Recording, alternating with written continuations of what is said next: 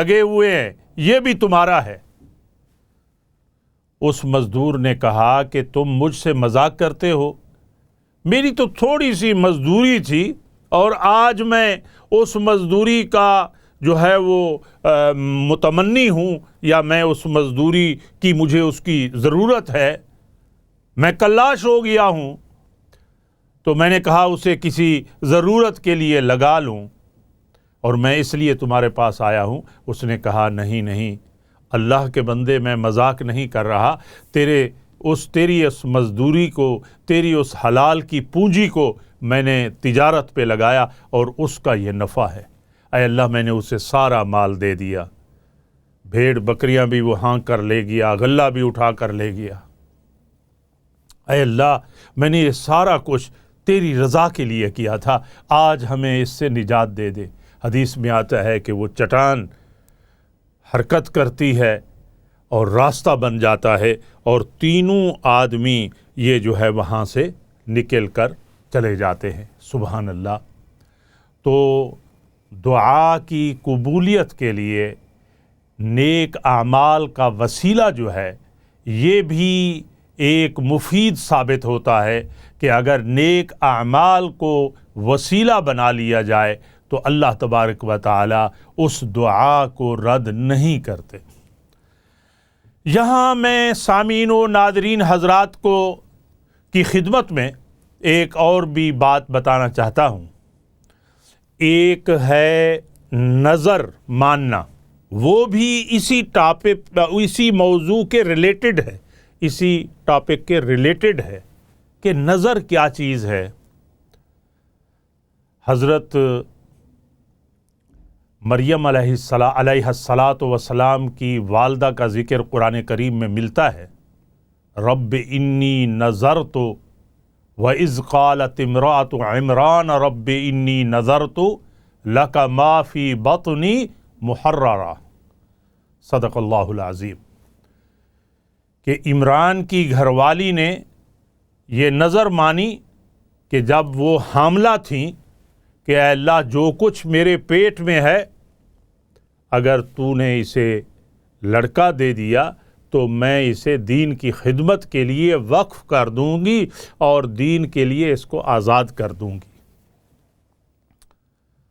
تو اللہ تبارک و تعالی نے لڑکے کی بجائے لڑکی عطا کی جن کا نام مریم رکھا گیا علیہ السلام۔ انی سمیتها مریم۔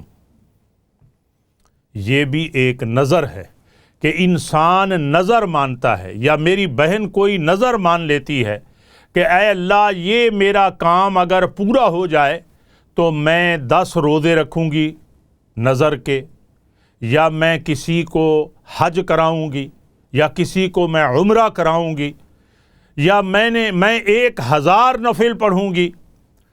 تو دیکھیے وَلْيُوفُوا نُذُورَهُمْ، قرآن کریم میں آتا ہے جو بھی تم نظر مانو اس کو پورا کرو، اس کا پورا کرنا جو ہے وہ فرض ہو جاتا ہے۔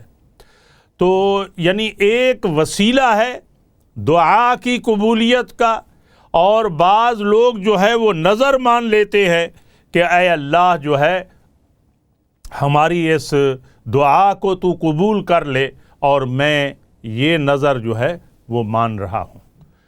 تو اللہ تبارک و تعالی نے جو ہے وہ حضرت مریم کی جو والدہ ہے انہوں نے بھی جب یہ نظر مانی اور پھر اس نظر کو انہوں نے پورا کر دیا۔ تو آپ یہ دیکھیں بعض لوگ یہاں میری گفتگو میں جو ہے میں یہ بھی کوشش کرتا ہوں کہ ایسا نہ ہو کہ میں ہر وقت آپ کو ڈراتا رہوں اور ہر وقت آپ کو جو ہے وہ پریشان رکھوں۔ میری یہ کوشش ہوتی ہے کہ تھوڑی سی جو ہے ادبی چاشنی بھی جو ہے اس میں شامل ہو جائے، تاکہ یہ بھی ایک حصہ ہے گفتگو کا، کیونکہ آقا نامدار صلی اللہ علیہ وسلم کبھی جو ہے آپ مسکراتے بھی تھے اور ایسی پیاری باتیں فرمایا کرتے تھے جس سے مجلس کے لوگ جو ہے وہ ہنس پڑتے تھے۔ تو یہاں مجھے ایک لطیفہ نظر آ رہا ہے اور وہ بھی آپ بھی سن لیں۔ بعض دفعہ لوگ جو ہے وہ نظر مانتے ہیں، اور جب وہ دعا پوری ہو جاتی ہے تو اس نظر کا خیال نہیں رکھتے۔ تو ہمیں یہ کوشش کرنی چاہیے کہ اللہ تعالیٰ سے جو عہد کریں ہم اس عہد کو پورا کریں۔ یہ ایک لطیفہ ہے، آپ بھی سن لیں کہ ایک آدمی جو ہے وہ دریا میں ڈوبنے لگ گیا، ایسا بھنور آیا کہ وہ ڈوبنے لگ گیا، تو اس نے دل ہی دل میں نظر مانی کہ اے اللہ، اگر تو نے مجھے ساحل پہ چھوڑ دیا اور میں اگر اس دریا کو میں نے پار کر لیا تو میں جو ہے مثال کے طور پر 10 دیگیں جو ہیں وہ مسکینوں کو میں کھلاؤں گا، 10 دیگیں۔ اب کیا ہوا کہ جب وہ ساحل کے قریب پہنچتا ہے تو پھر شیطان نے اس کو بہکایا، شیطان اس کو بہکانے لگ جاتا ہے کہ بھئی اب تو تم ساحل کے قریب آ گئے ہو، اور اب جو ہے وہ کون سی نظر اور کون سا وہ عہد؟ تو اس نے جو ہے وہ کہا کہ یا اللہ وہ کون سی دیگیں، یعنی گویا اس نے تھوڑا سا جو ہے وہ اس اپنے عہد سے پیچھے ہٹنے لگ گیا، تو اللہ تعالیٰ نے پھر اس کو غوطہ دیا۔ تو اب جو ہے وہ پھر جو ہے وہ اللہ کے حضور پھر وہ جھکتا ہے اور کہتا ہے یا اللہ، میں تو یہ پوچھ رہا تھا کہ کون سی دیگیں جو ہے وہ میں نے پکانی ہیں، یعنی وہ نمکین ہوں اور یا میٹھی ہوں، تو یا نمکین ہوں یا میٹھی ہوں۔ بہرحال اللہ تبارک و تعالیٰ تو اپنے بندوں پر مہربان ہے، لیکن انسان جو ہے وہ غفلت کی جگہ غفلت جو ہے وہ کرتا ہے، تو بہرحال اللہ نے پھر اسے بچا لیا۔ تو اسی طرح ایک آدمی جو ہے وہ ایک محلے میں بیمار ہو گیا، تو ایک عالم کے پاس گیا، تو ان کا رشتہ دار، تو انہوں نے جو ہے وہ ایک دعا لکھ کر دی اور کہا کہ یہ سرہانے کے نیچے رکھ دے۔ اب جو ہے سرہانے کے جب نیچے رکھی گئی وہ دعا، اللہ نے اسے شفا دے دی۔ تو 2-3 دن کے بعد انہوں نے اس کو کھولا تو اس میں لکھا تھا بسم اللہ الرحمن الرحیم۔ تو وہ آپس میں کہنے لگے کہ مولانا نے کون سا یہ تیر مارا ہے، یہ تو عام بسم اللہ الرحمن الرحیم ہے۔ تو پھر کیا ہوا، جب انہوں نے شک کیا تو پھر بیماری آئی اور پھر اس آدمی کی موت واقع ہو گئی۔ تو اس لیے میں اپنی بہنوں سے یہ درخواست کروں گا، بھائیوں سے یہ درخواست کروں گا، اللہ تبارک و تعالیٰ تو ہر وقت مہربان ہیں، لیکن جو اللہ تعالیٰ سے وعدہ کریں وہ پورا کریں، اسے مذاق کا ذریعہ نہ بنائیں۔ نہ جا اس کے تحمل پر کہ ہے بے ڈھب گرفت اس کی، ڈر اس کی دیر گیری سے کہ ہے سخت انتقام اس کا۔ وآخر دعوانا ان الحمد للہ رب العالمین۔ انشاءاللہ اس موضوع پر آگے پھر ہم اسی موضوع کو آگے پھر ہم چلائیں گے اور اسی کو پھر اور زیادہ ہم بڑھائیں گے انشاءاللہ۔ اب اسی پر ہم اختتام کرنا چاہتے ہیں۔ دعاؤں کے ساتھ میں آپ سے رخصت ہو رہا ہوں۔ جزاکم اللہ۔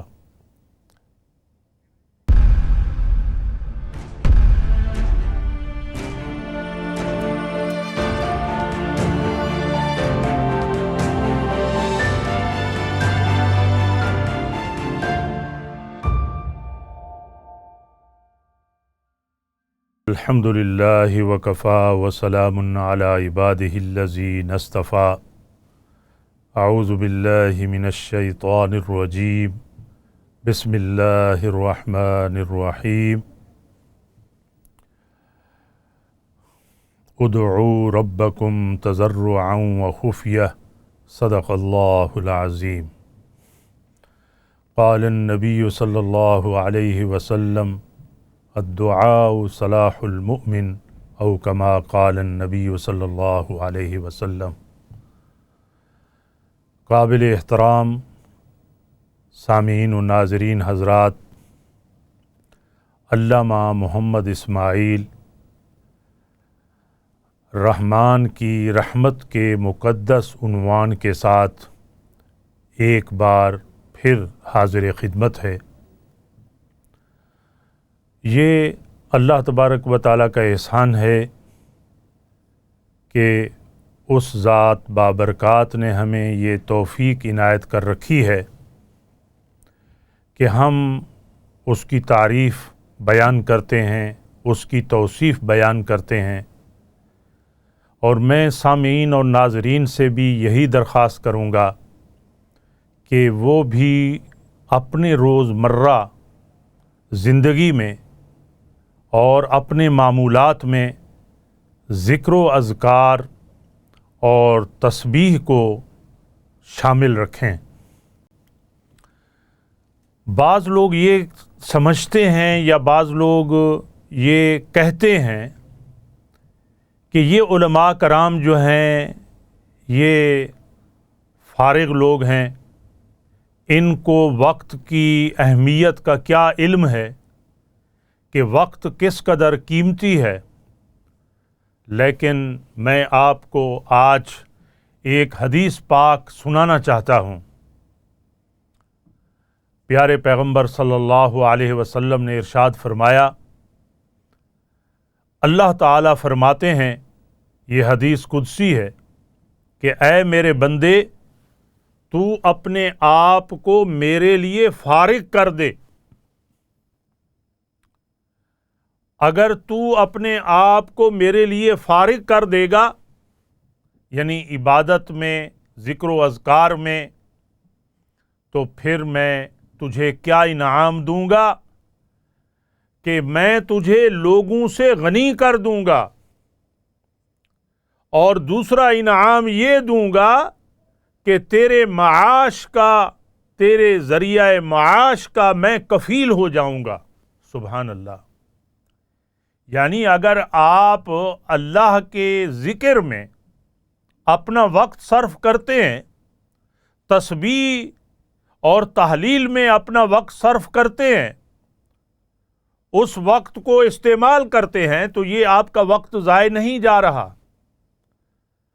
اللہ تبارک و تعالیٰ آپ کے لیے کفیل بن جاتے ہیں اور آپ کے دوسرے وقت میں برکت ڈال دیتے ہیں۔ تو اس لیے آپ جو ہے یہ سمجھوتا کریں اپنے آپ سے، اور میرے ساتھ یہ عہد کریں کہ اپنی روزمرہ زندگی میں ہم نے تعریف اور تسبیحات کو شامل رکھنا ہے۔ تو آئیے ہم تھوڑی سی تفصیل میں جو ہے وہ جاتے ہیں۔ ہر روز ہمیں جو ہے وہ کیا کرنا چاہیے، اگرچہ اس ایک نشست میں یہ ساری باتیں تو بیان نہیں ہو سکتی، لیکن الحمدللہ ایک مختصر سا خاکہ میں آپ کے سامنے ضرور رکھوں گا کہ ہمیں روزانہ کیا کرنا چاہیے۔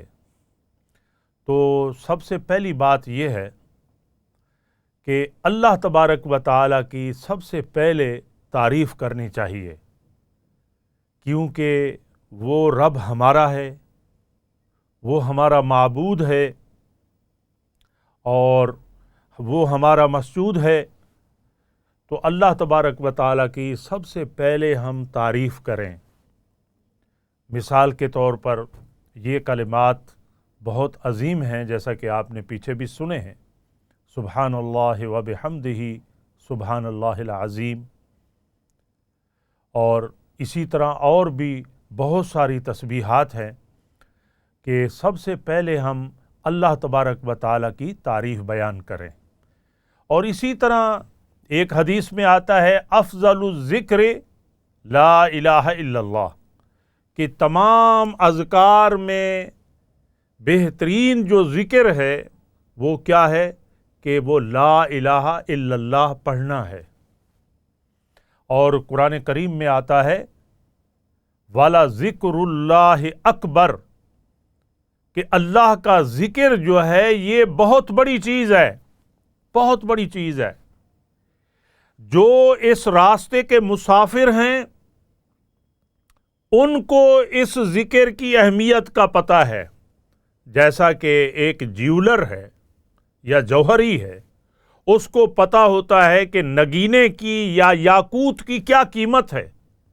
اسی طرح جو اس راستے کے مسافر ہیں، جو ذکر و اذکار میں مشغول رہتے ہیں، اللہ کی رحمتیں ان پر نازل ہوتی ہیں، ان کو پتہ ہے کہ ذکر میں کیا برکت رکھی ہے۔ آقا نامدار صلی اللہ علیہ وسلم کے دور میں ذکر و اذکار کی مجلس بھی ہوا کرتی تھی اور تعلیم اور تدریس کے حلقے بھی ہوا کرتے تھے۔ تعلیم اور تدریس بھی بڑی ضروری ہے اور ذکر اذکار بھی بڑی چیز ہے، اور اللہ تعالیٰ نے قرآن پاک میں فرمایا وَلَذِكْرُ اللَّهِ اکبر، کہ اللہ کا ذکر بڑی چیز ہے۔ تو میں بات کر رہا تھا کہ افضل الذکر لا الہ الا اللہ، کہ بہترین جو ذکر ہے وہ لا الہ الا اللہ ہے، محمد الرسول اللہ۔ آپ پورا بھی پڑھ سکتے ہیں، لا الہ الا اللہ محمد الرسول اللہ، اچھی بات ہے۔ اگر صرف آپ لا الہ الا اللہ پڑھتے ہیں تو کوئی حرج نہیں ہے۔ یہ اس کی کتنی دفعہ تسبیح پڑھیں، جتنا مرضی پڑھ لیں، اور ایٹ لیسٹ 100 دفعہ تو ضرور پڑھیں آپ۔